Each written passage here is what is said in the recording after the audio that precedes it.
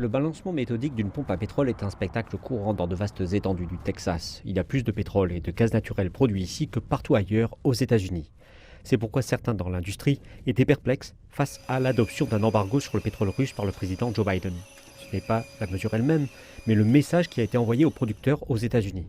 Le premier signal est que les États-Unis ne sont pas d'accord et ne soutiendront pas les gestes de la Russie. Mais la deuxième chose qui doit se produire pour que le premier élément signifie quelque chose est d'avoir une réinitialisation de la politique énergétique américaine. Cela ne s'est pas produit selon Todd Staples de l'Association pétrolière et gazière du Texas, l'un des plus grands groupes de lobbying de l'État. Il estime que pendant trop longtemps, le pétrole et le gaz naturel ont été traités comme un fardeau plutôt que comme un actif.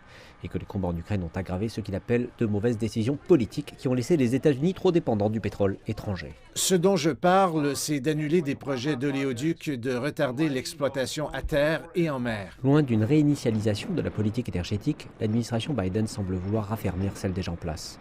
Le président américain a déclaré mardi que ces politiques ne freinaient pas la production aux États-Unis, plaçant au moins une partie du blâme pour la flambée des prix aux producteurs. Ils ont 9000 permis pour forer maintenant. Ils pourraient forer en ce moment.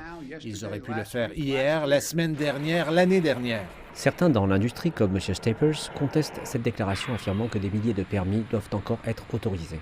Mais même si les producteurs américains commencent à augmenter leur production dès maintenant, les experts disent qu'il faudra des mois avant que ce pétrole n'arrive sur le marché. De nouvelles infrastructures prendraient des années. Ce qui signifie pour les consommateurs que les prix à la pompe continueront d'augmenter.